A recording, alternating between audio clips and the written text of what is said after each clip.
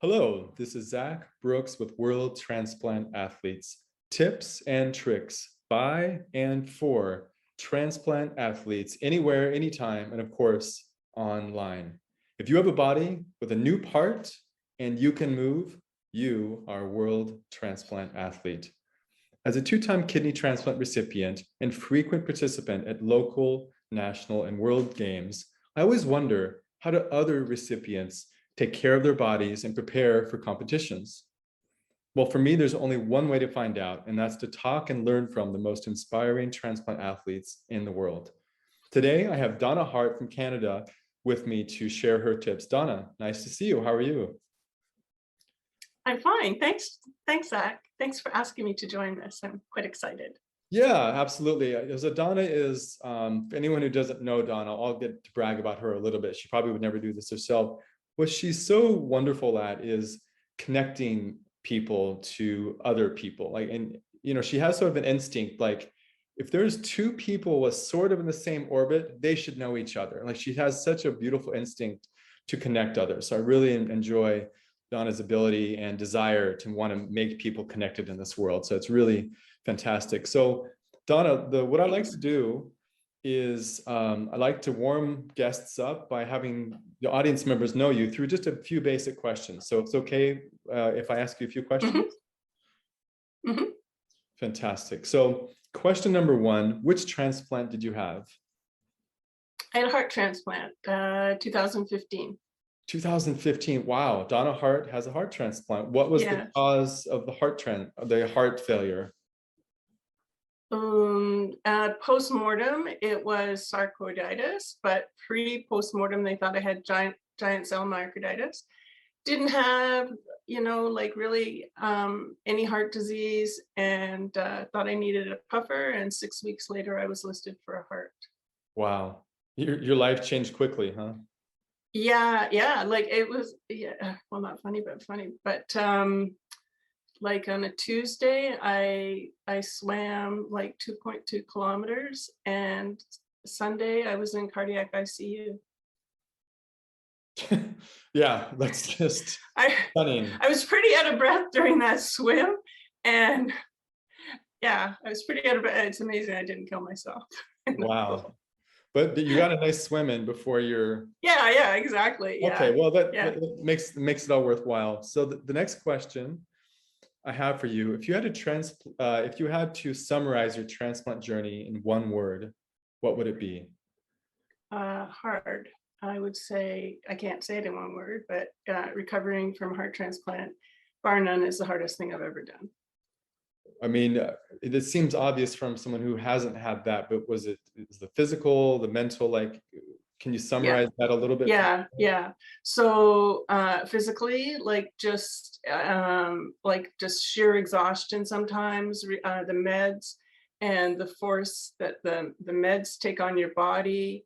Mentally, just sort of like turning your head to the fact that with a heart, someone has died and gifted you this new heart, and that does take a bit of time for you to get your head around. So that, I think those, so a simple thing like going out to the composter, and I have this retaining wall of rocks, and I would get back there, and then I couldn't get myself back out into the house. Like I'd sort of be trapped in the backyard because I just didn't have the mobility or the strength to get up these rocks that I had climbed for years. So physically it was very, very challenging. Wow. Thank you. Yeah, thanks for summarizing such a massive kind of thing in a short little bit. That's really incredible. So my next question for you is, what was your first exercise post-transplant, or first anything post-transplant? I think initially, of course, we all start walking. I had an OT come to the house, and I needed to have a walker because I was so unstable on my feet. So I had my transplant in May, but by June, and I was released from the hospital May 22nd. Mhm. But in sometime in June, I started riding a bike because it was much easier to ride a bike than it was to walk. Was it a Um, stationary bike? no, no, no. Oh no, I was on the Really? road riding riding around my Wow. street. But it's crazy because when you have, well, maybe not crazy, but when you have a heart transplant, like you know where every hill is. And I never knew my street had a slant on it. But as soon as I was going up that slant, man, I knew about it. It is like a 3 meter rise or something. It's not something you would sort of notice with your eyes, but you would think it was a flat route. But yeah, and it's funny because my girlfriends would want to go for a walk with me or something, and I'd say, "Oh, that's too hilly. Like, there's a hill there." And they're like, Mhm. "I don't see a hill." And I said, "Trust me, when you're with Trust a me. heart transplant Wow. patient, you will know every. We know every hill." So one of the Yeah. advantages of having a heart transplant is knowing every tiny hill on any particular Yes, road. Okay. that could be. That could for me. That yeah, that is Okay. definitely true. Cool. So then the final question, the warm-up question I have for you, in which activities or sports do you regularly engage, participate? So at a transplant games, I swim and I cycle. But going forward, I'm just going to move into swimming and not do the cycling anymore, for a variety of reasons. But I think one of the things I learned is I need to focus a little bit harder on just one sport. Mhm. Yeah.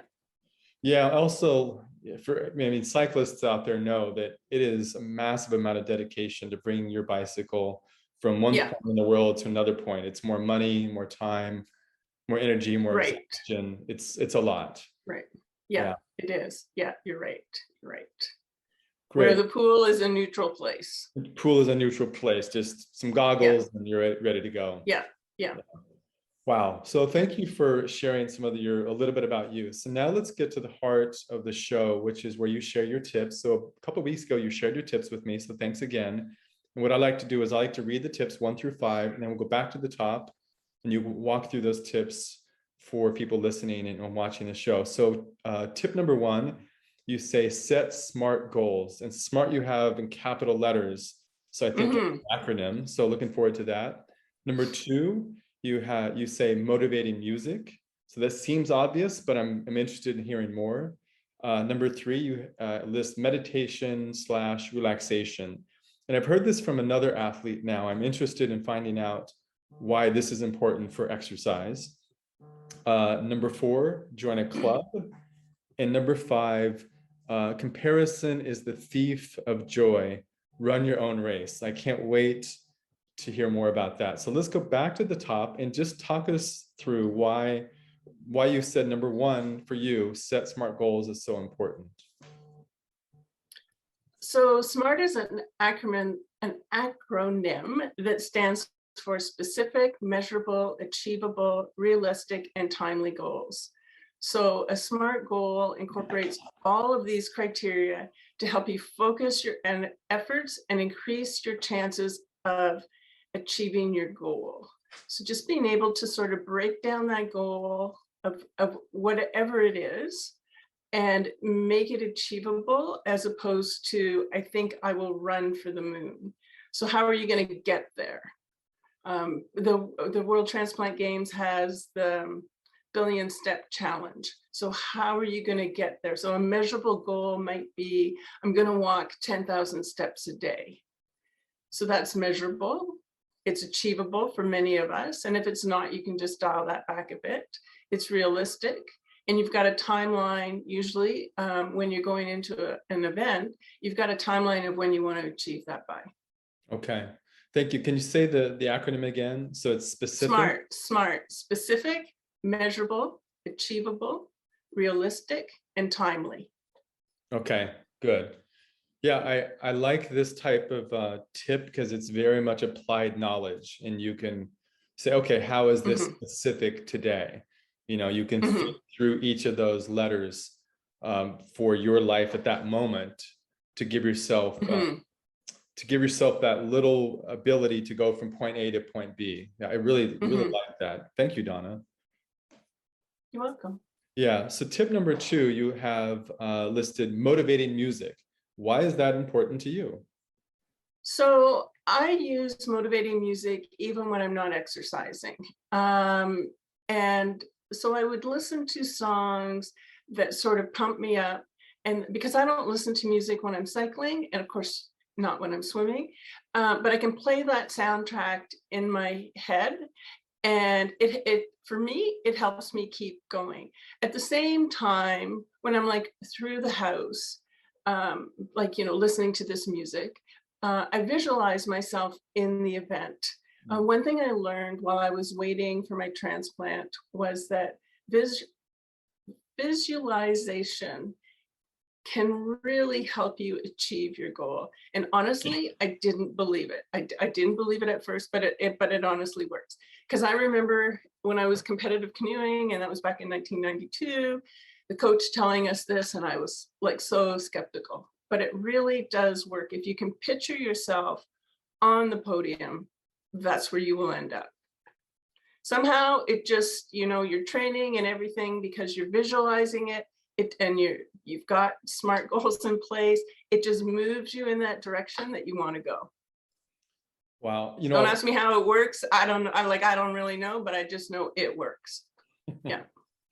So when you said motivating music and you talked about it, listening to music before, and then you get in the pool, it reminds me of this concept, at least that I have, maybe it's probably out there somewhere else, that you experience something in life 3 times: before, during, and after. So if you're listening to the music, then you experience that music again in the pool, and then after the pool, it reminds you of maybe where you were in your 1,000-meter swim or whatever amount of swimming. Yes. So you get to experience the swimming through the music or cycling or anything else multiple times, and that multi-layered experience actually helps you get to where you want to go. Okay, that's such a deep, on the surface it's such an easy kind of goal, but it's actually really has a lot of depth. And you have to believe, and I think that that's the hardest part about it, is that you have to believe that it really works. Because if you're skeptical, it's not going to. But I would suggest to people that they just look back in their life and think of things or times when they thought about something happening and then it really did happen for them.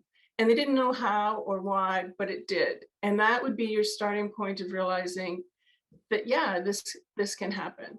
I mean, motivating music, one of the songs, and everybody's going to have their own different song, but I would listen to, I think it's like Queen, Freddie Mercury sings Mr. Fahrenheit, and it's about him being on fire and not being able to be caught. And for me, it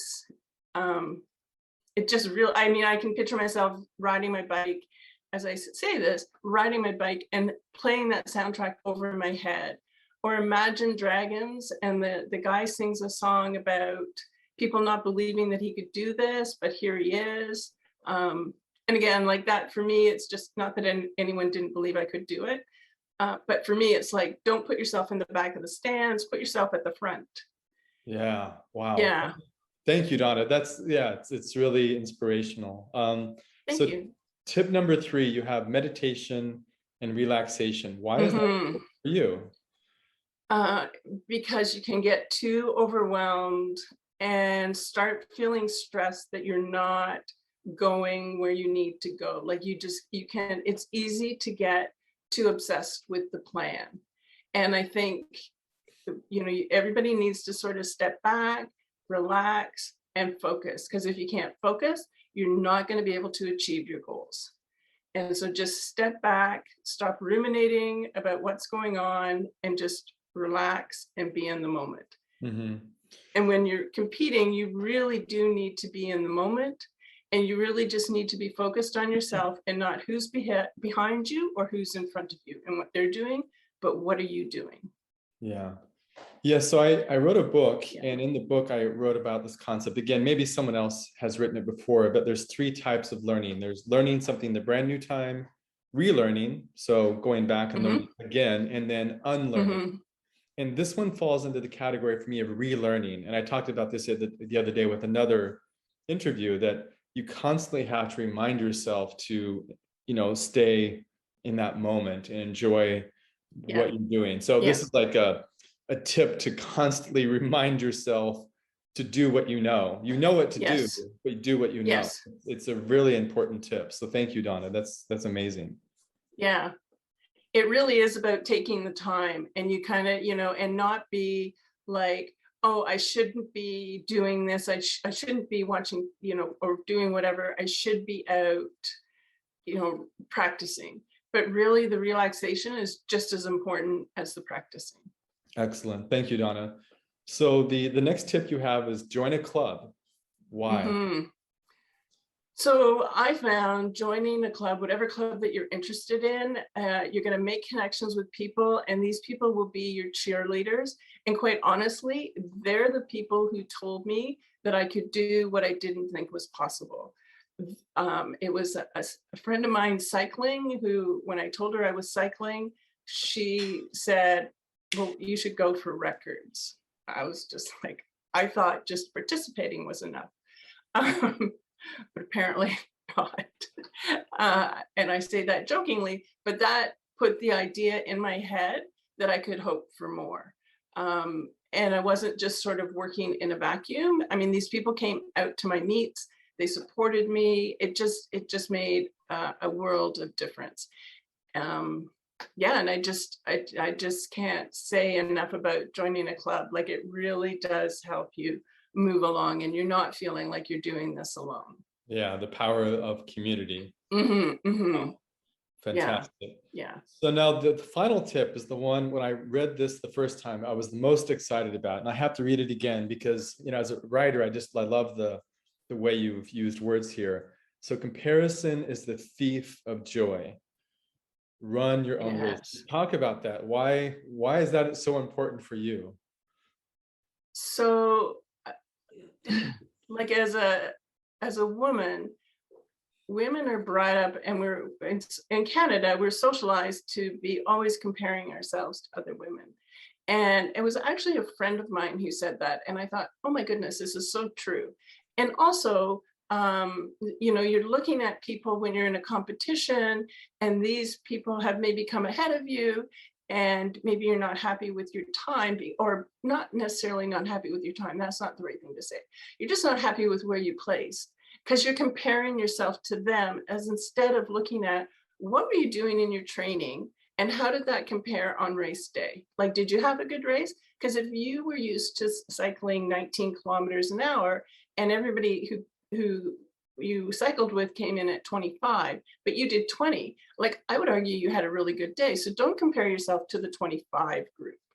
And just like looking around and thinking, like, I don't know, like, it's just so, I guess I would say it really is a thief of joy. Like, it just really takes away instead of adding to what we can do on our own.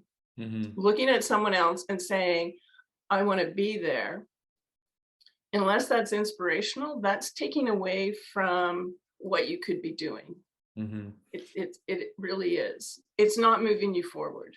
Yeah, it's like, does that make sense? It makes a lot of sense. And what I'm visualizing is you have a bag of water, and there's a little drip out the bottom, and the bag of water represents joy, but there's some water coming out, and every bit of water that comes out, like, you have less excitement for the thing you actually love to do. If you love to ride your bike, you love to ride your bike. There shouldn't be this other thing going on. So, but it happens, which is nice to remind yourself, and why the tip is really wonderful.